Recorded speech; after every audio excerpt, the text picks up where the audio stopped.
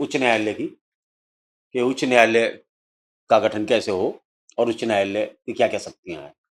तो सबसे पहले बात करते हैं उच्च न्यायालय में। आर्टिकल 216 जो है ये उच्च न्यायालय से संबंधित विधि को बताता है कि उच्चतम उच्च न्यायालय में एक न्यायाधीश होगा तथा ऐसे अन्य न्यायाधीश होते हैं जिन्हें समय समय पर राष्ट्रपति नियुक्त करना आवश्यक समझे। अर्थात जिन लोगों को उच्च न्यायालय में राष्ट्रपति साहब अपॉइंट करते हैं, नियुक्त करते हैं, तो ऐसे व्यक्ति भी वहां के जजेस कहलाते हैं।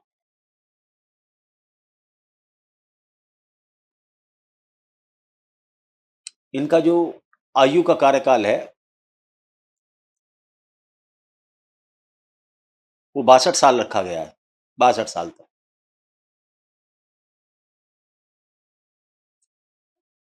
और न्यायिक पेशे से होने चाहिए, न्यायिक पैसे से हों,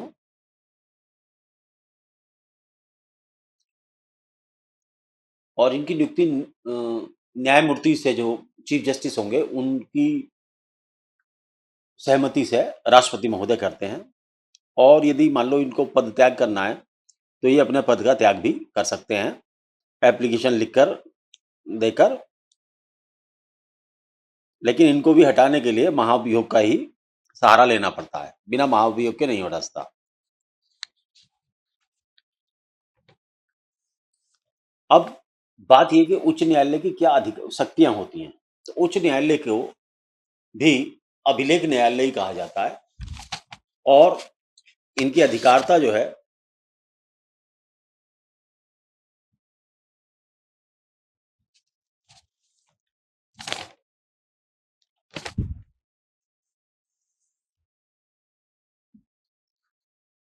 तो उच्च न्यायालय की अभिलेख न्यायालय, वर्तमान तथा उच्च न्यायालय की अधिकार था, अधीनस्थ न्यायालयों पर निरीक्षण के अधिकार था, लेख संबंधी अधिकार था।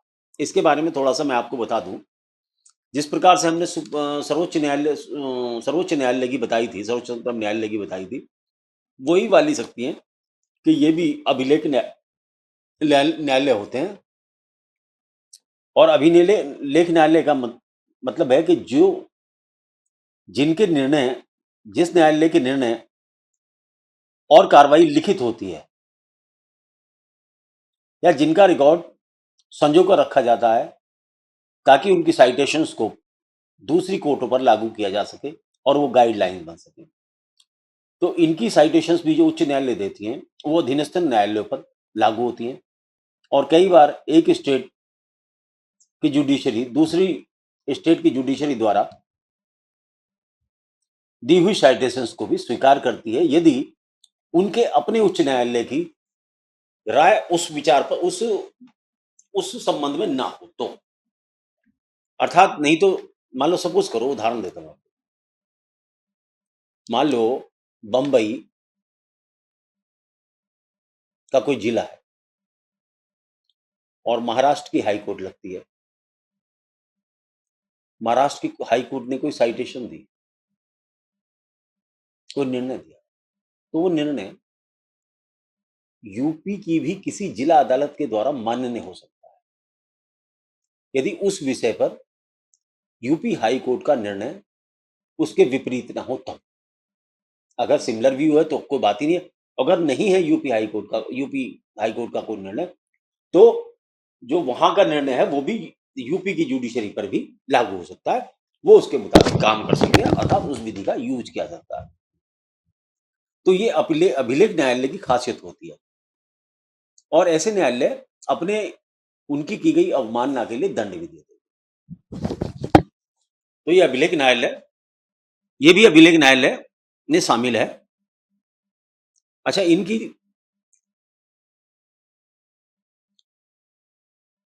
वर्तमान उच्च न्यायालयों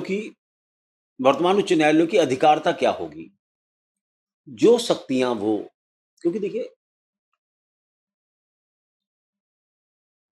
ये जो उच्च न्यायालय थे ये अंग्रेजों के समय में भी थे, तो जो शक्तियां वो यूज करते चले आ रहे थे वही शक्तियां जो हैं इनके पास रखी गई कि ये इन शक्तियों का यूज कर सकते हैं। उसमें कोई उनकी में इंटरफेरेंस नहीं किया गया कि भाई आप वही शक्ति यूज कर लो जो आपको पहले से हमने दे रखी है।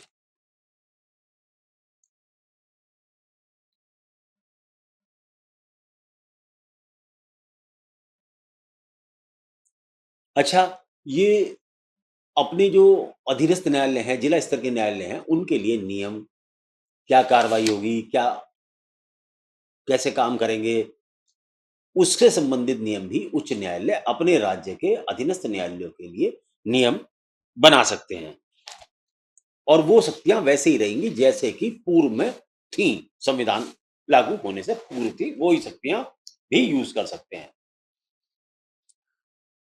एक और शक्ति है इनकी, देखो 4 शक्तियों में से, जैसे एक तो अभिलेख न्यायालय की शक्ति हो गई, ये आपको बता दिया कि इनके जजमेंट रखे जाते हैं, इनके जजमेंट कानून के तौर पर काम आते हैं, ये अपने खिलाफ किए गए अवमानना को सजा कर सकते हैं। और वर्तमान उच्च न्यायालय को वही शक्ति दी गई जो पहले वाले न्यायालय को, उच्च न्यायालय को थी, और अधीनस्थ न्यायालयों के लिए नियम वगैरह ये सब बना सकते हैं।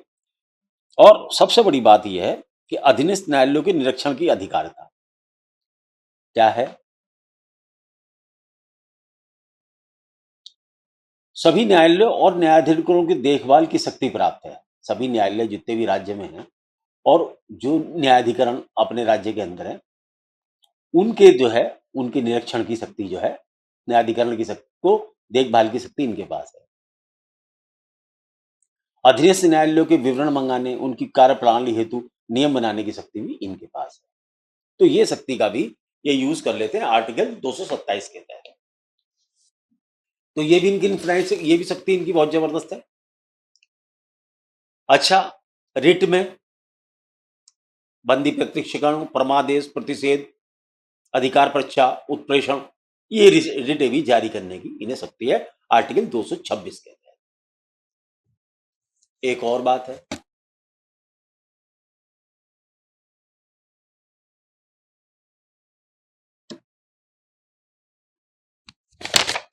एक और बात, अनुच्छेद इनको 235 के अंतर्गत उच्च न्यायालय को अधीनस्थ न्यायालयों पर नियंत्रण रखने की शक्ति है।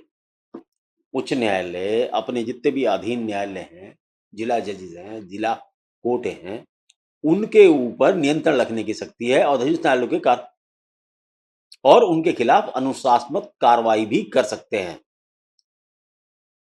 सरकार इस मामले में कोई हस्तक्षेप नहीं कर सकती। जिला न्यायाधीशों के स्थानांतरण करने की शक्ति भी उच्च न्यायालयों के अंदर ही निहित है।